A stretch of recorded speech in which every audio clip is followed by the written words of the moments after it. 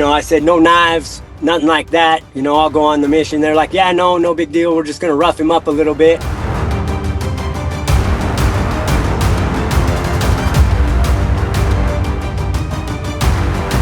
And so I went on the mission, and the guy got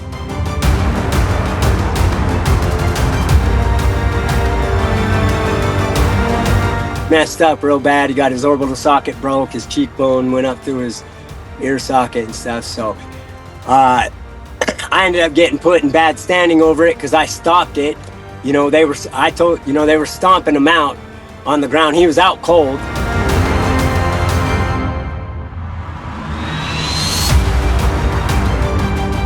And I pushed guy off and said, no man, he's done.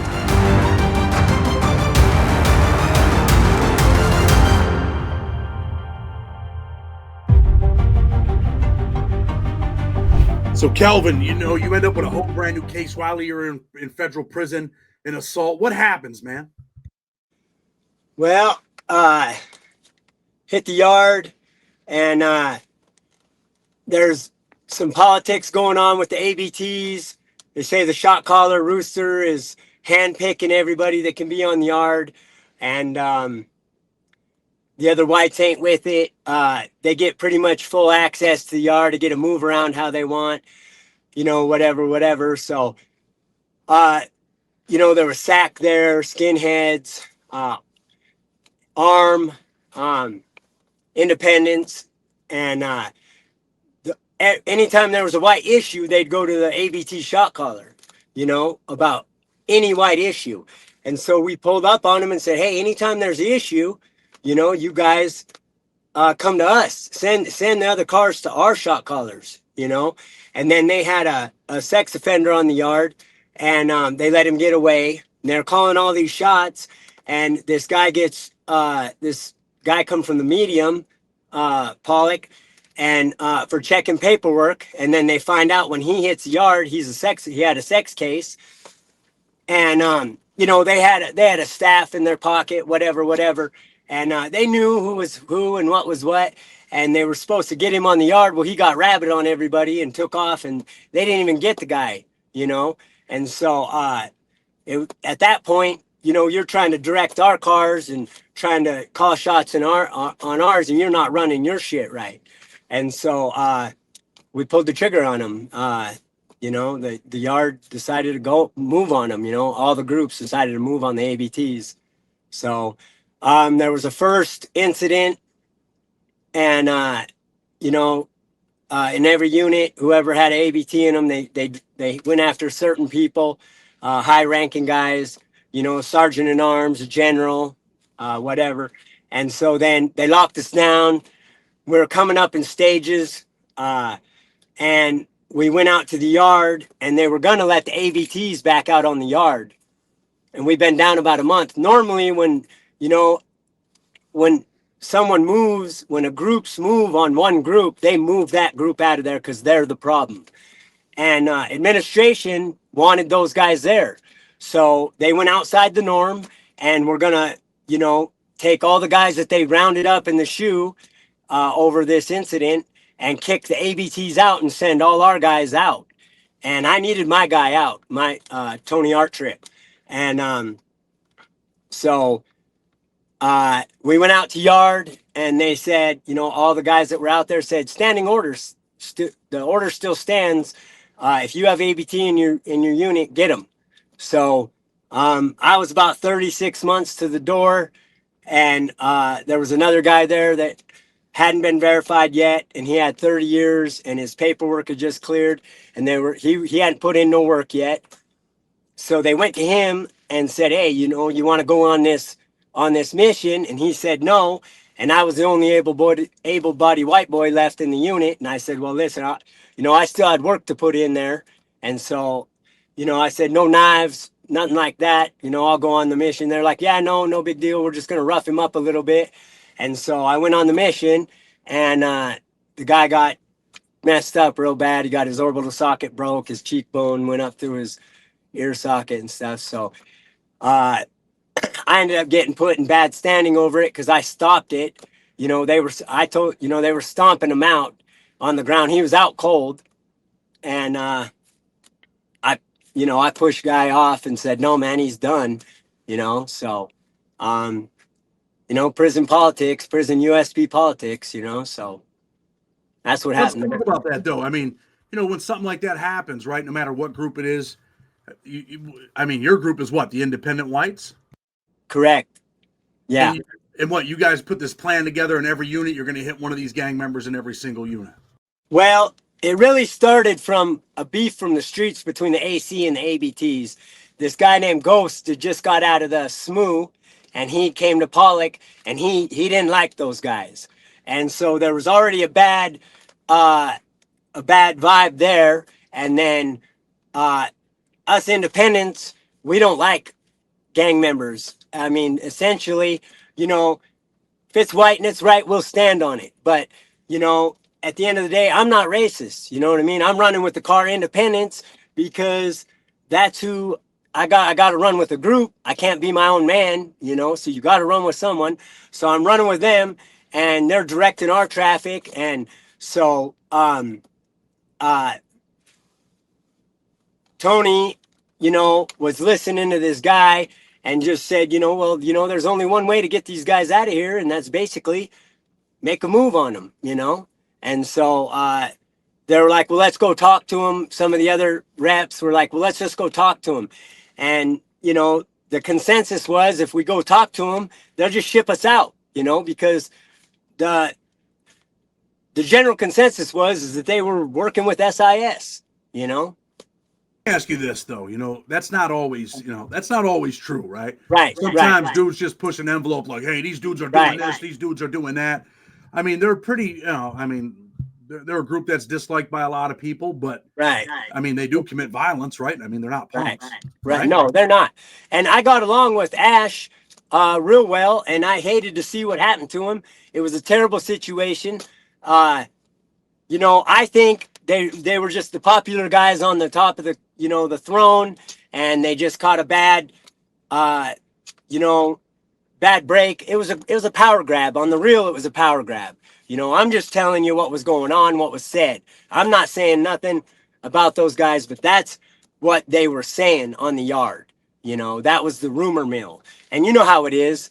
Guys get unpopular, they'll start saying all sorts of stuff about them, whether it's true or not, even at the USP level. You're in USP Pollock. There's a plan. They're hitting everybody. I mean, it's pretty vicious, pretty violent. Yeah. There's a couple stabbings. Rooster got knocked out at the gate by AC Shea. They hit several people, and it was a coordinated strike for sure. It was pretty vicious. White on white violence. White on white, yeah. So, I mean, the dude that you jump on, is he trying to fight back? What's going on? Well, he was actually in the shoe when the first wave happened over the incident with the other guy that I was telling you about at the beginning, the guy with the sex case that got dropped, but still not allowed on the yard. And so he actually came out while we were on lockdown. And administration, he had a cell right next to ours. And when they brought him in, he was downstairs, actually. I apologize. And they actually put him in with the independent guy, independent Texas dude, just to kind of test the waters to see if, what was going on. And the guy Outlaw, he didn't make a move on the dude. And so administration took it as, oh, these guys are good. These guys are good. It ain't a yard issue. And that's why they made the decision to put him on the yard, the ABTs. So how long are you at Pollock? I was at Pollock at that point about a month. Oh, you're only there a month, and you got right. You're at the USP. You're only there a month, and you got involved in this situation where you end up getting more time. Well, what happened was I started out in Terre Haute USP before it was a drop yard, and then I worked my way out of there down to Black Canyon, FCI Black Canyon, and I ended up getting in a fight there over a situation where an individual left a needle at our work, and we specifically told him, hey, don't be leaving hot shit down here. And he did it anyway and got us all in trouble. So him and I got in a fight, and I got sent out of there and went back to the pen for it.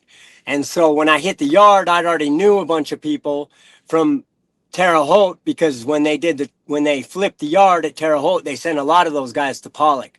So my actual rep that when I came into the system was there, my independent rep. And so, he was my cellie. I was good friends with him, spent a couple years with him. So, and then there were some other guys there. So it's kind of that's how that went down. Let me ask you this. They tell you, hey, you're getting back on the bus. You're heading back to a pen. You find out you're going to Pollock. What are you thinking? Are you like, damn, man, back to a pen? Well, I was in the shoe, and I specifically remember saying, I'll be lucky if I don't come out of this with a case, So white dude shows up. I mean, it's kind of expected of you to commit violence, put in some work. Every USP you hit, no matter how verified you are, no matter where you put in work before, it doesn't matter. You got to put in work on that line. What's it like for you, a guy that, doesn't have a whole boatload of time, and you got to put in work, and you end up, putting in work on this dude? It's your worst nightmare. I'm trying to get home to my family, and they come, a situation pops off, has nothing to do with you. Pay your bills, mind your business, stay out of the way, and something pops up, and you're on deck. It's just the way it is. And if you don't do it, if you don't go, you're getting jumped on, and that could be you. So it was a bad situation. It was him or me, and if it's him or me, I'm not a victim type guy. It's gonna be him every time. It's got to be him. It can't be you, right? Right. Not in that situation. No, I might not be here. I regret it. There's days where I'm like, man, I wish I wouldn't have did that. And then I think, I might not be here. I might not be here today to see my daughter grow up, or have a family, or be with my wife, or get a CDL. Ask you this, right? You're in USP Pollock. You're only there 45 days. You end up jumping on this dude. Where do you guys get him at? Do you get him in the unit? Yeah, we get him in the unit. Yep. Hitting him with? Hitting him with nothing. We put the weapons up. So I told him off the rip, I was like, if it's, I'll go on this mission, but, no knives, and don't kick him in the head when we get him on the ground. And, my co-defendants, they were in, they just seen red, and they were just in the moment and just going to town. So, Let me ask you about that, right? Is dude trying to fight back? He's out cold. He got starched on the first punch. He was done. And they're just decimating this dude. Just decimating him. Co-defendants from what states? Jaybird is from Baltimore. Jason McKenzie and Robert Shipp is from Missouri or Texas, Alabama, one of them. I don't remember. He lived in Texas. He went to college at Bryan College Station there, but he's from Alabama or Missouri or one of them. I don't remember. Robert Shipp. So you guys are wailing on this dude, and finally you're like, hey, that's it? That's enough? Well, I seen the blood coming out of his ears, and I was scared to death that we, booked this guy. So I pushed him off, Push them off. What happens when you push them off? Are they like, hey, or they keep trying? Or like, yo, man. No, they start going around the unit saluting and, saying we're the real gangsters up in here, blah, blah, blah. And I walked to my cell and said, man, I'm done, So. You're going to the hole. You go on this mission. You go to the hole, right? Yeah. What's that like, going to the hole? So we're in the shoe, and everybody's pumped up, excited, because, they know what's going on, and there's yelling back and forth. It's loud. It's echoing. It's, fishing all day, burpees and, waiting for your meals. You talked about being in bad standing because you stopped the assault, right? Usually in federal prison, maximum security, there's kind of like this unwritten code. You keep going until the police come, right? It's either you keep coming till the police come and tackle you, or they spray you. The situation in our unit is the cop was right there, but it was first day in the unit by himself, and he froze. In my head, we're getting the guy, and I'm thinking, spray us. And he's frozen. He's like, stop. He's got his hand on his mace, but he ain't doing nothing. He ain't spraying us. And so it just kept going and going. It seemed like an eternity. It was only seconds, but, it just, seemed like forever. Are you in the shoe now thinking like, damn, dude might have died? Yeah, he went to the hospital, and so yeah, I was sweating. I was thinking, man, I'm never gonna see my daughter grow up. How'd I get myself in this position? I mean, I mind my own business. I pay my bills. I stay out of the way. I don't play poker. I don't run up debts. The debts I do get, I pay. So I mind my own business, man. And it doesn't matter. It don't matter. You can't mind your own business, because trouble comes, some guy gets out of line, whatever, doesn't pay his debts, and they tell us, oh, you got to run him off, or you got to do this or that. It's just politics, man. It's just trash, Unfortunately, that's prison life. So do you find out while you're in the shoe that dude don't die, right? Right. We find out he comes back, and he had surgery and he's okay. And so yeah, big huge relief. And I ended up across from him, and he was mean mugging me, and my jaw won't break now and all this. And I was like, man, I saved your life, bro, for real, So did you tell him that? Like, bro, I saved your life? I mean, I looked at him, I was like, yeah, I mean, no, I didn't tell him. He didn't want to talk. He just wanted to mean mug me, and you know how it is, on the door. And I'm not doing the cell warrior thing. I'm not. I just walked off like whatever, Get back to the bad standing with the white dudes. You go to bad standing because you pulled them dudes off of him? Right. Yeah. Like, what's bad standing? Tell the people that don't know. So basically, any yard I go to that's active after that, I got a mark on me. And there's a lot of Federal Bureau of Prisons. There was at that point there was 230,000, give or take, inmates in the feds. And it seems like a lot.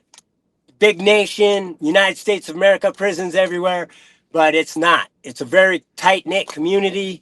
Word travels fast. Everybody knows everybody.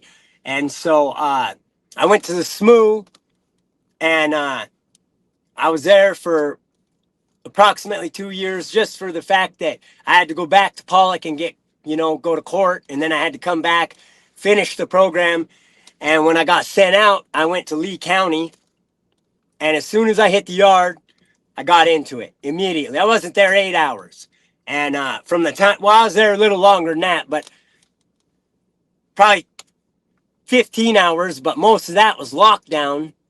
And then in the morning we came up, and by yard at noon, I got stomped out for, the incident. They said, you went on, basically I went on an unsanctioned mission, or no, that was Atwater. So then they basically would say, hey, what's up with you? We heard this, we heard that, we heard you told on Ship and and Jason. And I was like, no, that ain't true. I got my paperwork. I'll show you everything, blah, blah, blah. And they said, well, it doesn't matter. You stopped it, so we're getting you. So they didn't say we're getting you. They just took off on me. So we got it a little bit. They hit the deuces, which is the alarm. And I went to the shoe, and then ended up getting into it with my cellie, because the guys on the block were saying that I checked in. I didn't check in. I got stomped off the yard. And then they put me in for transfer, and I went to USP Atwater, and that's ABT yard. Hold on, I want to stop you. We'll get to Atwater in a minute. So these dudes jump on you in Lee County. They're Right. beating on you. They're stomping. Are you fighting back? A little bit, yeah. I mean, how bad are you after they jump on you? They just broke my nose a little bit. They stopped it right away. It was only seconds, so. Now you're back in the shoe. Right. You end up, but the people are listening, so they kind of want to know. We know that you go to the SMU program. We know that you go to Lee County, but you do get charged for jumping on the dude at Pollock. How much more time do you end up with? 48 months. 48 months, and you started with how many? 144 months. So you had about 12 years. You end up with 16 years by the time you're done. Right. So you get an extra 48 months for this assault, right? Right. Not only do you get the 48 months, but now you end up in another prison, and the white dudes decide, hey, we're going to jump on your ass. So at the end of the day, it was all for nothing, right? Right. I mean, it's a crazy dog eat dog world, that federal prison system. Yeah, dog eat dog. There is no, it's all loyalty, respect. Oh, brother this, brother that. I mean, my, to me, you know,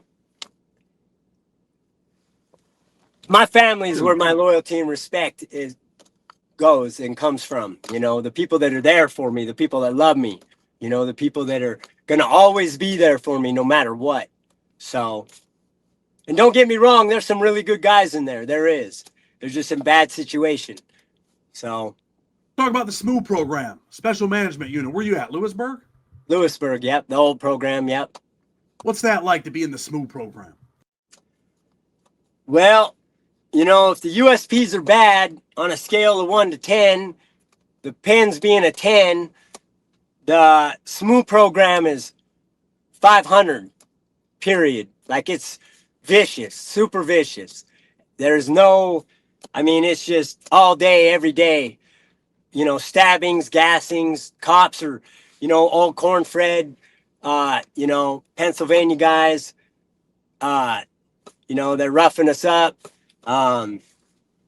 Terrible, terrible program. I don't know whose idea it was to stick every knucklehead in the BOP in one prison and put them in cages 6 at a time. But, that wasn't a very good idea. Worst thing you've seen at the SMOO program? I don't know. Guy was on the door screaming for his life. The cellie stabbing him up. Another guy was a couple days to the door, and his cellie started slicing him with a razor. Just going to town on him. Shocking for you to see shit like that? Yeah, absolutely. I thought when I went into the system, I'm a pretty, I lived a pretty rough and tough life, and I ain't gonna lie, that shit shook me. I don't, and it's not normal to live like that. It's not. When we talk about normal, what's normal to live like this or to live like that, you're in the SMOO program around some really dangerous people, right? Right. You are in bad standing. You're in bad standing at this point, right? Right. What's it like to survive in the SMOO when these white dudes are going to get you if they get an opportunity? How do you survive? Who are you celled with? Do you go to rec? These are things that people don't know about. Tell us. Well, so I ended up on X Block, which was, the dropout, bad standing. I can't drop out because I'm not a gang member. We don't have a dropout program, so we can't debrief. We can't do what the gang members have to do to drop out. So, yeah, you're worried, are they going to open the wrong door? They're going to put you in the wrong cage. Some people might say whatever they want to say, whatever. I do what I had to do. I'm not going to I walked several yards afterwards and I tried to make it. SIS tried to pull me off the yard, say, hey, they're going to hit you. I said, no, I'm going to politic this out. I'm in the right. I didn't do nothing wrong. They said, all right, sign a release. I signed it, went back out to the yard, still got jumped, so at the end of the day is, make a choice. Keep taking the chance of, some knucklehead getting a hold of me or stabbing me, or go home to my family. So I made the choice. I didn't tell on nobody. I didn't, tell on the case. I kept it real, and my co-defendants, at first they were saying, oh yeah, man, we think you told and this, and I was like, man, I didn't tell. And then they got the paperwork, and when we went to sentencing, they're like, oh man, you got to come back and all this, you're a good dude and blah blah blah. I was like, I ain't coming back. The word's already out. Everybody thinks I told, man. Number one, and number two, I ain't with this shit. I'm not. And so they should have been put in bad standing for putting my name out there like that, and they didn't. So, I made a choice. I stand on it. I did what I did to get home to my family, and if I got to live. So who's your cellie in the SMOO program?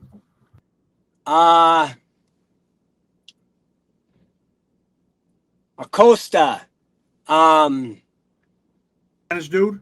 Sticks. A guy named Sticks from Washington. Dude? No, he's not white. Nope. Spanish dude, was he a dropout? Yep. Dudes talking shit to you that you were living with outside your race now at the SMOO program too? No. No. Not on X Block, no. How'd you get along with your celly over there? You guys were just both trying to make it? Yeah, we got along good, you know. Typical Sally stuff, you know, you have a bad day, you know, stuff, tension gets up there a little bit, but, you know, you figure it out, you know, you're in it, you know, you're basically on the partner program, you know, we got along real good, you know, for the most part. Gang was he in prior? I think he was a Sereno or something, and, you know, he had, yeah, I mean, he had some difficulties. I don't remember what they were, but, you know, the guy wasn't a bad guy. He just, you know, bad politics, man. Was there ever a time when you felt like you might have been in danger when you were in the SMOO program? Oh, yeah. I mean, absolutely. I mean, you're prepared to deal with it at all time, at every, you know, every step of the way. Because if you're not, you're, you know, you might not go home. So, you know, but they be mixing up them cages on purpose. You know, the officers. You know, there's lawsuits against that. You know, to this day. You know, them putting people in the wrong cages. You know, I heard in Thompson the wrong doors are opening. You know, and you know, so Actually interviewed the former warden at Thompson, and they did a lot of bad shit over there. right. So while you're in the program, because this is what I'm trying to get to, right? Because a lot of people don't talk about this. You're in the program, you're in bad standing, but are you ducking and dodging? Are you not going to rec? Are you like? No, I go to rec. I go to rec. Yeah. Anybody talk shit to you in the cage at rec? Like, yo, what's up, bro? You did some bullshit? No. No. Dudes just left you alone and you're just making it. They just were like, "What happened, man? What happened?" And I told them, you know, I'm a straight up guy, you know. I'm not gonna sit there and say, "Oh, I don't know what happened" or this or that, you know. So you get these guys who sit there and everybody knows they're full of shit, you know. I just told them what it was, man. I'm done. I'm done. I'm done with this shit. I'm trying to go home. I got a daughter, you know. That's my gang. So you finally get out of the SMOO program, right? And where do they Yeah. send you? They send you to Lee They, County. they sent me to Lee County first spot.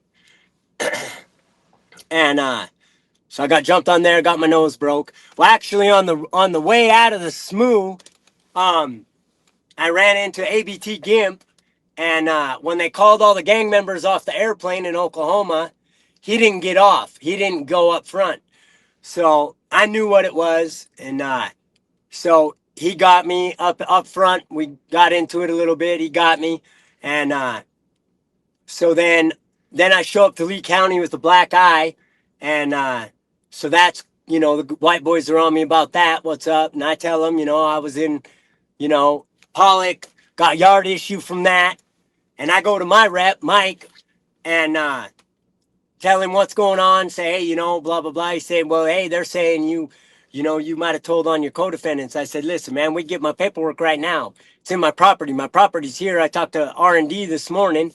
And he's like, well, we don't got that kind of juice here. On some yards, we can go to SIS and say, hey, there's an issue and get the paperwork right there. But Lee County isn't one of them yards.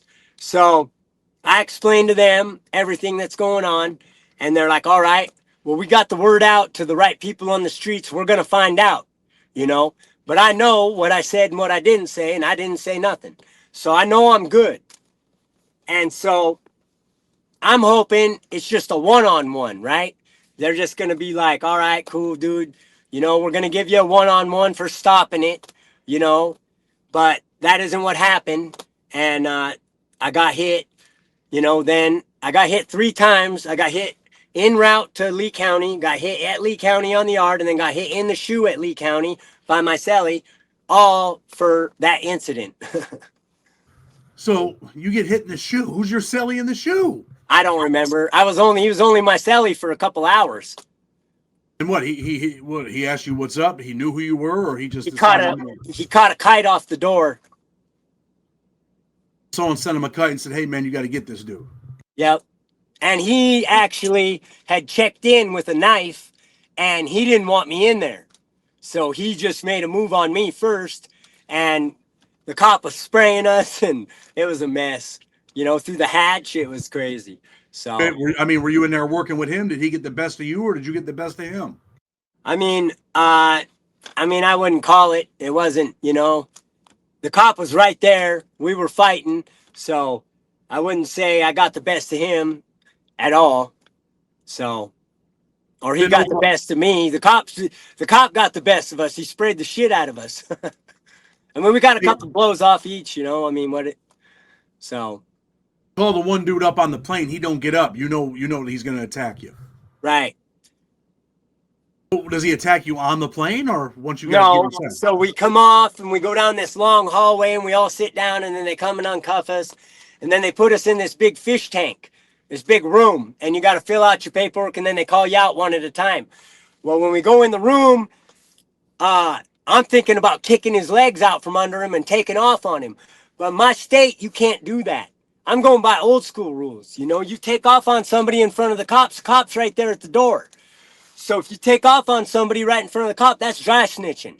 So I'm waiting for this cop to leave. So he breaks left to the toilet. Gimp does. And he's using the bathroom. And so I go over to the wall and I'm doing my papers. And first I crouch down, but I'm keeping an eye on old boy. And so I'm filling out my papers. And I'm like, I don't like where I'm at because I'm down too low. I want to be up high. So I get up high. I start writing on the wall. I'm writing my name, and I'm looking over. And there's some other independents there, and they know what's going on. And so dude comes up behind me, and I see a flash out of the corner of my right side, and I duck, and he caught me right in the top of the head. And so, you know, we got a little bit, and they broke it up, and we went to the shoe. So now eventually you make it to Atwater. What happens at Atwater? So I hit Atwater. I go to lunch the first day, come back.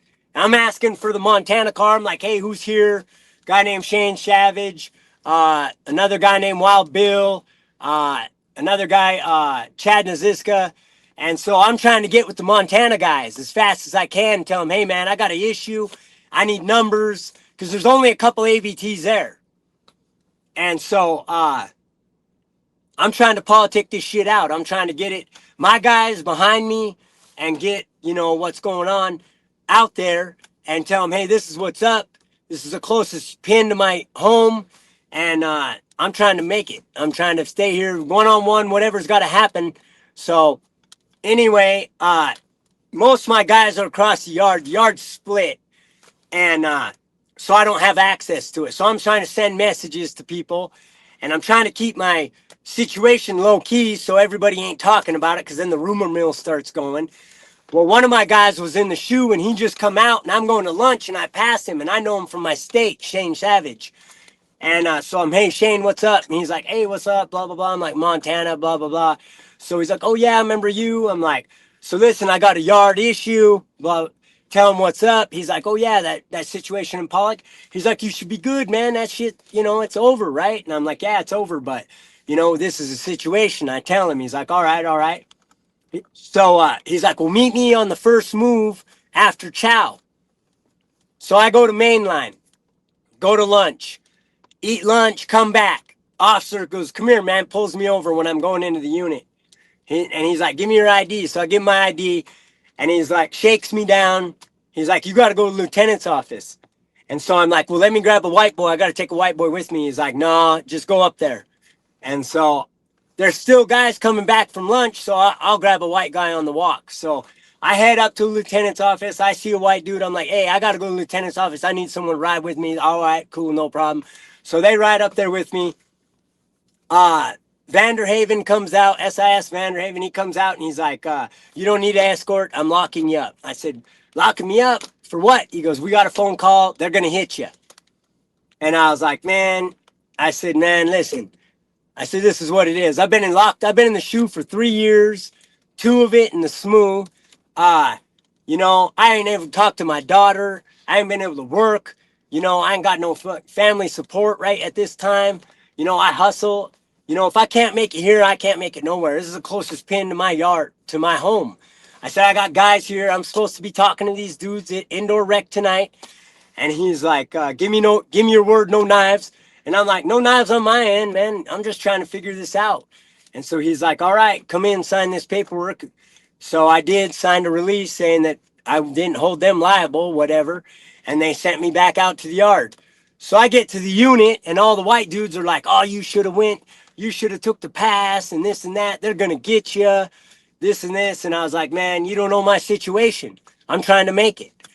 So I go to the yard afterwards. I talked to Shane. Shane had talked to the ABTs, and they said, worst case scenario, it's a one-on-one with one of them. So I'm like, all right, cool, whatever. So we go to indoor rec, and they send two little ABT prospects, or an AB Washington guy, and an AB Missouri, and that I don't know, that had to put in work or something. And the two ABT dudes didn't show up, and we got into it. And one was choking me out, picked him up off the floor. I'm fighting him and scrapping it out with him. And so they broke my ribs on both sides. And back to the shoe I went. So. Break both of your ribs. Did you end up in the outside hospital? Nope. I went up front. They took x-ray, said, didn't even give me a Tylenol. Wouldn't wrap my ribs, nothing. Crazy, bro. So now you're in the shoe again in Atwater. Yeah. What happens now? So then I tell my counselor, hey, man, what's up? You know, you guys going to keep doing this until SIS pulls me out and they're like, what's up? And I said, man, you know what's up. It's on the paperwork. It's in my file. And she's like, yeah, I know. She goes, I'm going to do you a favor. I'm going to rush your paperwork through. I'm going to get you shipped out of here. I said, where are you going to send me? What are you going to do? Send me to another pin? Big Sandy this time?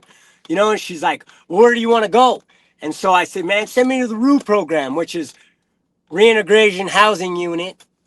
And it's basically a way to get to back to a medium. And it's there at the pin. So I did that for a year and worked my way back down to a FCI and then went to back to a FCI yard. You go to what FCI? I went to Otisville at first, and then I went to Farrington after that. Man, you made it to Otisville. Nice, huh?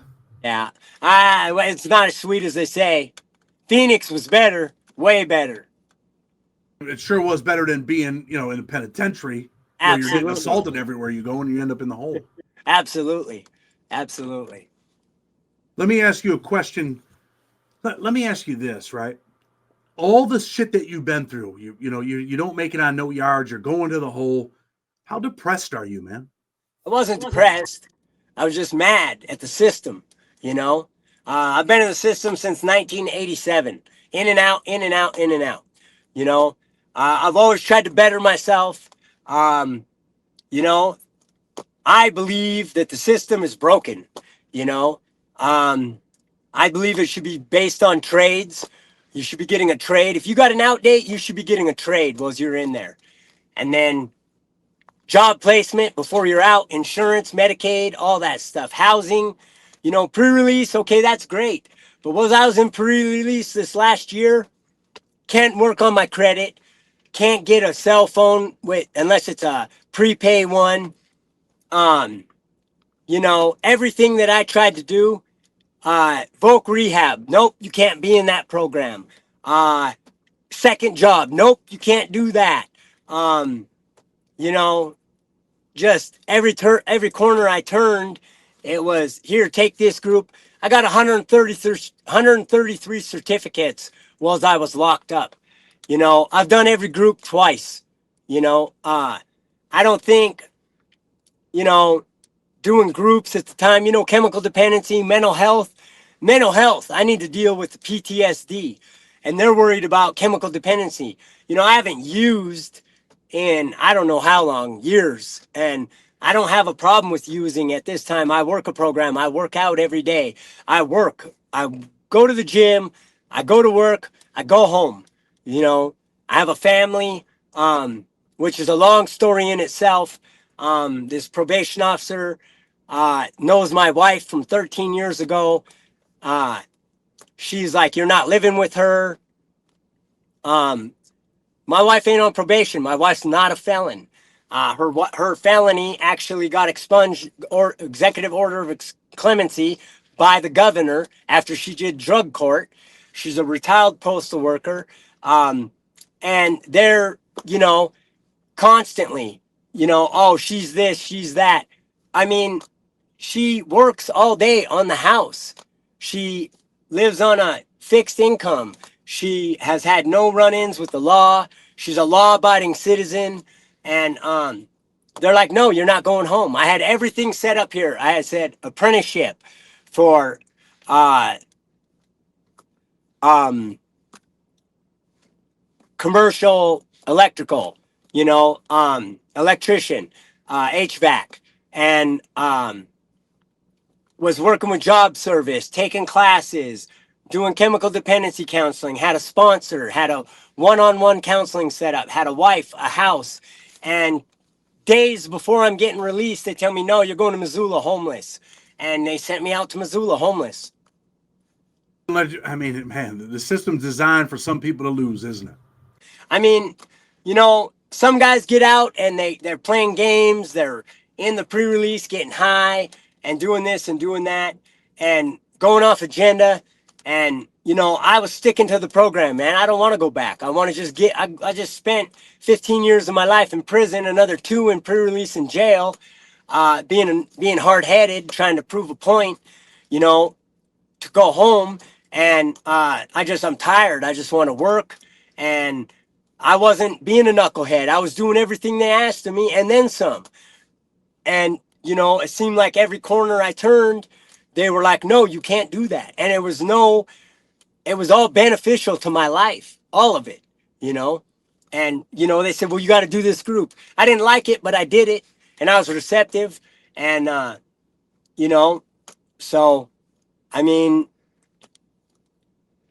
it is what it is, I'm going to succeed. I'm going to succeed. I'm going to make it. I'm not going to be hard-headed no more. They want me to do it. I'm going to do it. I'm going to jump through the hoops, do what I got to do because it's for me. The only one who's losing is me. I keep being hard-headed and I'm showing them by sitting in jail. I'll prove a point. It doesn't work for me or my family. How long have you been home, man? I actually got out January 2nd, but as of right now, but I got home July 13th of 23, and I was in jail or not in jail, I was in the pre-release until October, and I tested positive for benzodiazepines, it was either the wrong UA or they sent it to the lab, and I was on Sublocade, which is an injection that they put in your stomach, and I kept telling them that can't be my UA. I didn't take benzodiazepines. I've never taken Xanax in my life, ever. And so I kept telling them, that's not my UA. It's not, and they were like, they even told me when I got back I did 90 days in jail. And they even told me, we don't think that was your UA. We think we made a mistake. And so, but I still sat. And then I was in pre-release. I got out January 2nd from jail. That was last January, not this January 2nd. So I got out January 2nd and I was in the pre-release till July 7th. And that's when I pretty much walked away from the center, went and took care of some stuff and came back and said, I don't want to be here no more because they weren't going to let me go home. So I was trying to go back to the yard so I could pick where I wanted to go, Great Falls. And if I went back to the yard, I could have, sat down with my case manager and they said, well, where are you going? And I said, Great Falls. Here's my release address. And it would have took it out of probation's hands. But they didn't work out like that. They just sat me on the hill here at the local jail for 90 days. And I got out September 24th. And then I failed to report to Missoula. And they put a warrant out for me 8 days later. And I went to jail and I was back in jail for another 90 days and got out January 2nd. And now I'm doing everything they want me to do for me. I mean, it's for me, but, and I finally did get released Friday back down. I got my probation transferred back to Great Falls as of Friday. So. That's good. What are you doing with your life right now, though? Right now, I'm getting my dot physical and my background check, my driving record, and my criminal background check to clear for my CDL. I should be starting classes here at the Montana State University. It's a 6 to 8 week class for my CDL, and then I want to drive truck, local, long haul, whatever probation agrees with, and then I just work out in the mornings, go home or go to work, come home, work on our house. We're working, we're rebuilding the house, and then just live a quiet, normal life. Go fishing, ride dirt bikes, play with the dogs, hang out with my wife a lot. Want to be free, right? Yeah. Talked earlier. Go ahead. I'm sorry. Get to know my daughter. I went to prison. My daughter was 3. She's 20 years old. And then, she's going to college. I don't know her. I don't know her. So. When you think back on everything, you talked about PTSD. Some of the things that you've seen, some of the things that you experienced. Did it bother you at night when you slept? Yeah, I mean, after the incident with Richard, in the ABTs in Pollock, yeah, I had nightmares, woke up punching the wall, kicking the wall, bloody nightmares, vicious nightmares, getting stabbed, stabbing people, just terrible nightmares. Now that you're out of prison, I mean, do you still have nightmares sometimes? No, it's calmed down a lot. But I sleep with one eye out. I was just at the homeless shelter for almost a month and a half down in Missoula. And, there's a lot of guys over there a lot of guys and girls that are, intoxicated or they're seriously mentally ill. Some of them are very aggressive. So I didn't sleep well there at all. And so here I can sleep because I'm home. I'm with my family. I'm around people that care about me. I got the dogs, so. Unless incidents, like it's situational. Like if a situation comes up and there's an incident, then yeah, I'll have a nightmare of, violence or whatever. But for the most part, no, I don't have issues at this point. No. What's your biggest fear, man?